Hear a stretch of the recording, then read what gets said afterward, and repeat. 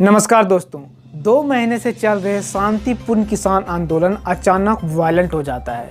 क्यों हुआ, कैसे हुआ, इस वायलेंस का अब किसान आंदोलन पे क्या इम्पैक्ट पड़ेगा और इस वायलेंस का असली जिम्मेदार कौन है, इन्हीं सब चीज़ों पे आज की इस वीडियो में हम बात करने वाले हैं। दोस्तों, आज की ये वीडियो थोड़ी सी लंबी हो सकती है क्योंकि कांड भी थोड़ा लंबा ही हुआ है। दोस्तों, ट्रैक्टर रैली वायलेंस जो रेड फोर्ट में हुआ, उसकी सच्चाई को हम कुछ पॉइंट्स के माध्यम में जानने की कोशिश करेंगे। पहला पॉइंट कि जो हिंसा रेड फोर्ट में हुई, क्या वो हिंसा सही थी, क्या वो वायलेंस सही था? दोस्तों, मैं और मेरे जैसे हजारों लाखों करोड़ों हिंदुस्तानी यही कहेंगे कि जो कुछ भी हुआ वो बिल्कुल सही नहीं हुआ। जो कुछ भी हुआ बहुत गलत हुआ। 26 तारीख के दिन, गणतंत्र दिवस के दिन, हमारे लाल किला में अगर कोई धार्मिक झंडा फहरा दे तो इससे गलत काम और क्या हो सकता है। लोगों का दिल इसी बात से दुखा है कि 26 तारीख के दिन एटलीस्ट हमारे लाल किला में झंडा, किसी धार्मिक झंडा को नहीं फहराना चाहिए था। तिरंगे का अपमान नहीं होना चाहिए था। दोस्तों, ये बात सही है कि वहाँ पे झंडा फहराया गया, धार्मिक झंडा फहराया गया, लेकिन मैं यहाँ पे एक और चीज़ डिस्कस करना चाहूँगा कि जिस तरीके से आपको मीडिया चीज़ें दिखा रही हैं वो बिल्कुल सही नहीं है। मीडिया दिखा रही है कि वहाँ पे जहाँ लाल किले में जो झंडा फहराया गया, वहाँ पे तिरंगा झंडा उखाड़ के वहाँ पे धार्मिक झंडा लगाया गया, बट सच कुछ और है। मीडिया आपको गुमराह करने की कोशिश कर रही है, बिल्कुल सच वैसा नहीं है। झंडा फहराया गया ये सच है, धार्मिक झंडा फहराया गया ये सच है, लेकिन तिरंगे झंडे को उखाड़ के झंडा नहीं फहराया गया। हमारा तिरंगा झंडा महफूज कहीं और था। वो बड़ा सा किला आपको दिख रहा होगा, वहाँ पे मैं आपको फुटेज के द्वारा मैं आपको दिखा रहा हूँ कि एक झंडा जो किसानों ने फहराया, एक पोल पे फहराया, पोल पे चढ़ के वहाँ पे झंडा गाड़ा है, धार्मिक झंडा। वहाँ पे पहले से तिरंगा झंडा लगा नहीं हुआ था। मीडिया यहाँ पे दिखा रही है कि वहाँ पे जो तिरंगा झंडा है उखाड़ के फिर वहाँ धार्मिक झंडा लगाया गया है, बट ये सच नहीं है। हमारा जो तिरंगा झंडा है वो कहीं और लगाया है, जहाँ पे फहराया जाता वहीं पे तिरंगा झंडा महफूज लगा हुआ था। तिरंगा झंडा को उखाड़ के धार्मिक झंडा फहराया नहीं गया है। ये चीज़ मीडिया जो हमें दिखा रही है वो बिल्कुल गलत दिखा रही है। दोस्तों, दूसरा पॉइंट ये है कि जो दंगा रेड फोर्ट में हुआ, वो दंगा करने वाले कौन थे? किसान थे या फिर कोई और? दोस्तों, इस पॉइंट को थोड़ा ध्यान से सुनिएगा। 26 तारीख को एक ट्रैक्टर मार्च निकालने वाले थे किसान, और दिल्ली पुलिस ने इस चीज़ को अलाउ भी कर दिया कि आप दिल्ली में ट्रैक्टर मार्च कर सकते हैं, लेकिन आपको एक अलग से मतलब स्पेशल एक रोड दिया जाएगा। आपको वहाँ पे रोड शो करना है, वहाँ पे ट्रैक्टर मार्च करना है। आपको सेंटर में, दिल्ली के सेंटर में आना नहीं है। आप वहाँ से गाजीपुर से आप करके, सिंघू बॉर्डर से करके आप उधर से ही निकल जाना था। और ट्रैक्टर मार्च करने की जो टाइमिंग थी वो परेड के बाद था, कि जो गणतंत्र दिवस पे जो हमारे लाल किला में परेड होता है उसके बाद आप ट्रैक्टर मार्च कर सकते हैं। लेकिन एक तबका किसानों का एक झुंड सुबह 5 बजे ही बॉर्डर क्रॉस करके सीधा सेंटर दिल्ली में आ जाते हैं और सीधा लाल किले पे घुस जाते हैं। लाल किले पे घुस जाना 26 तारीख को कितनी बड़ी लापरवाही है दिल्ली पुलिस की, आप देख सकते हो। मतलब 26 तारीख को कैसे कोई लाल किले में घुस सकता है? उस दिन वहाँ झंडा फहराना था, हाई सिक्योरिटी है, और पहले से आपको पता है कि किसान वहाँ पे मार्च करने वाले हैं, लेकिन आप रेड फोर्ट में आसानी से किसानों को कैसे अंदर आने दे सकते हैं? यहाँ पे मैं दिल्ली पुलिस और किसानों दोनों को मैं गलत कहूँगा। यहाँ पे दिल्ली पुलिस की एक महत्वपूर्ण जिम्मेवारी थी कि हम रेड फोर्ट को अच्छे तरीके से प्रोटेक्ट करें, वहाँ पे हाई सिक्योरिटी अलर्ट करें। किसानों को लाल किले में घुसने देना ये दिल्ली पुलिस की नाकामयाबी है और वहाँ पे दिल्ली पुलिस की हार है। और वहीं पे मैं किसान को कहना चाहूँगा कि जब आपको बोला गया था कि सेंटर दिल्ली में नहीं आना है, लाल किले में नहीं आना है, तो आप वहाँ पे क्यों गए? दोस्तों, तीसरा पॉइंट है दीप सिद्धू और लाखा कौन है? आखिर ये दोनों किसान रैली में क्या कर रहे थे? बहुत सारे लोग, बहुत सारी चीज़ें इन दोनों को लेके सोशल मीडिया पे सर्कुलेट हो रही हैं कि दीप सिद्धू और लाखा इस ट्रैक्टर रैली वायलेंस का मास्टरमाइंड है। इन्होंने ही किसानों को उकसाया, किसानों को इंस्टिगेट किया वायलेंस करने के लिए और लाल किले में प्रवेश करवाया। दोस्तों, बहुत सारे लोग बोल रहे हैं कि जो दीप सिद्धू है वो बीजेपी का आदमी है, क्योंकि दीप सिद्धू का फोटो देखा गया है नरेंद्र मोदी जी के साथ, और जब लोकसभा का चुनाव हो रहा था तो सनी देओल का इन्होंने साथ दिया था कैंपेनिंग में, चुनाव कैंपेनिंग में। तो इस तरीके से दीप सिद्धू का नाम जोड़ा जा रहा है बीजेपी से। दोस्तों, आपको क्या लगता है कि दीप सिद्धू और लाखा ये कौन है? इन दोनों का क्या हाथ था इस वायलेंस में? दोस्तों मोदी जी के साथ इनको देखा गया है, सनी देओल बीजेपी का प्रचार प्रसार करते हुए इन्हें भी देखा गया है। तो कुछ भी कभी भी कुछ हो सकता है। मतलब मैं इस चीज़ की पुष्टि नहीं करता हूँ कि उन्होंने ये चीज़ नहीं करा है, लेकिन हो भी सकता है कि हाँ, किसानों को उकसाने में, इंस्टिगेट करने में इनका हाथ हो। मैं यहाँ पे दीप सिद्धू का एक वीडियो दिखाने वाला हूँ जहाँ पे दीप सिद्धू भाग रहे हैं किसानों से बच के।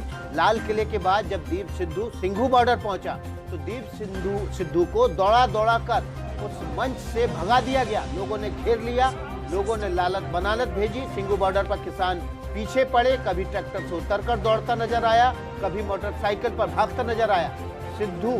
दीप सिद्धू को विरोध का सामना करना पड़ा। जब ये सिंघू बॉर्डर पहुंचा लाल किले की हरकत के बाद, तो किसानों ने इसको दौड़ा लिया। पहले ट्रैक्टर को घेरा,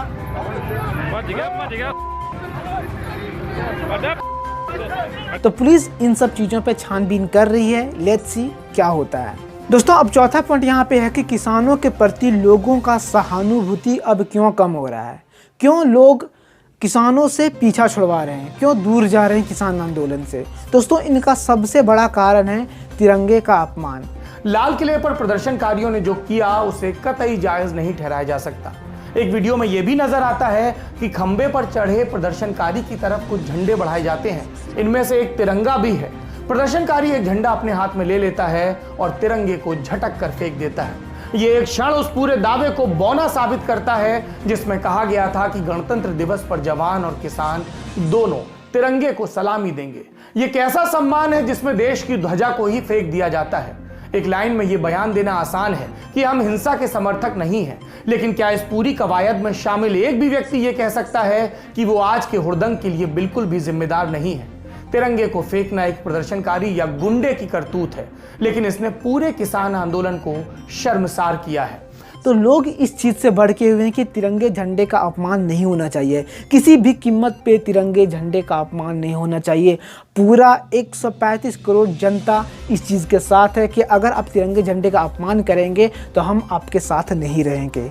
दोस्तों किसान ने यहाँ तक पहुँचने के लिए बहुत कुछ सहा है, लेकिन ये चीज़ उचित नहीं था। तिरंगे झंडे का अपमान, जो किसान और जवान तिरंगे झंडे के लिए जान दे देते हैं, वही किसान आज अगर तिरंगे झंडे का अपमान कर रहा है तो लोग आपके साथ नहीं रहेंगे। इसी कारण लोगों की सहानुभूति किसानों के प्रति कम हो रही है।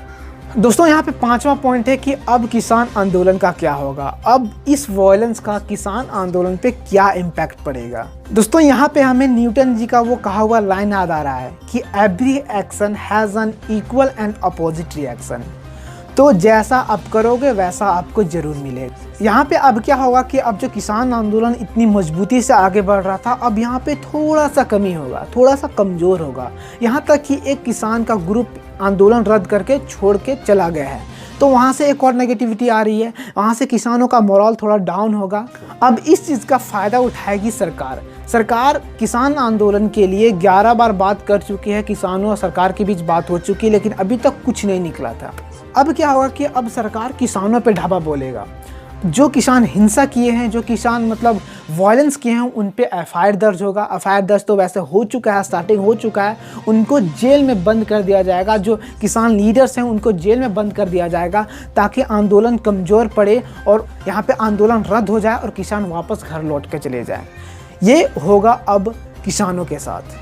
दोस्तों अब छठा पॉइंट है मीडिया नैरेटिव। अब मीडिया इस चीज़ को कैसे दिखाएगी। मीडिया तो स्टार्टिंग में ही बोल रही थी, जब किसान प्रोटेस्ट कर रहे थे तभी बोल रही थी कि ये लोग किसान नहीं हैं, ये लोग खालिस्तानी हैं।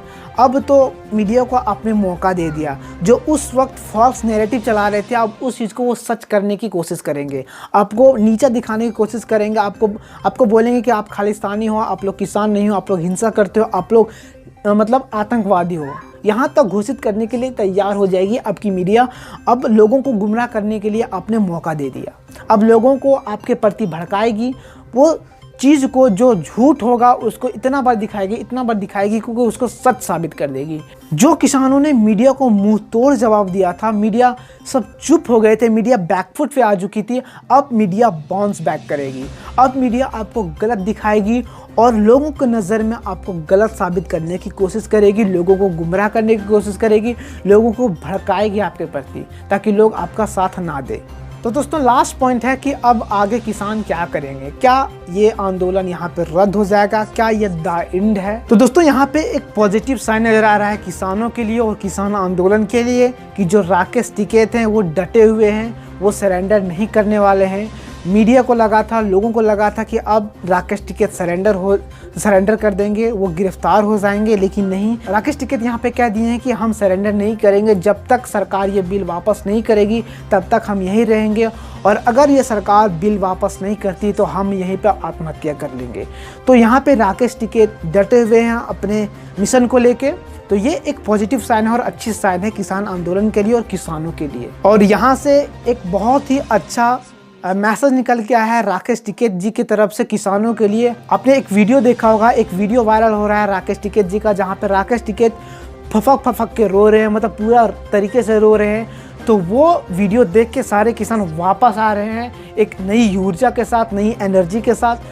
तो अब कुछ और होने वाला है, अब यहाँ पे किसान आंदोलन रद्द नहीं होने वाला है, ये बात तो साफ नजर आ रही है राकेश टिकैत जी की तरफ से। यूपी सरकार ने वहाँ गाजीपुर बॉर्डर का जो जहाँ पे वो राकेश टिकैत जी हैं वहाँ पे बिजली पानी सब कुछ बंद कर दिया है, लेकिन पानी राकेश टिकैत जी के लिए उनके गांव से लाया जा रहा है और वहाँ से पानी वो पी रहे हैं। तो ये एक अच्छी साइन है, फिर से जमावड़ा लगना स्टार्ट हो चुका है किसानों का। तो लेट्स सी कि अब आगे क्या होता है, कैसे ये आंदोलन आगे चलता है, यहाँ से रद्द होता है और सरकार इस चीज़ पे कैसे रिएक्ट करती है। कितने सारे किसान लीडर अब जेल जाते हैं क्योंकि एफआईआर तो फाइल हो चुका है।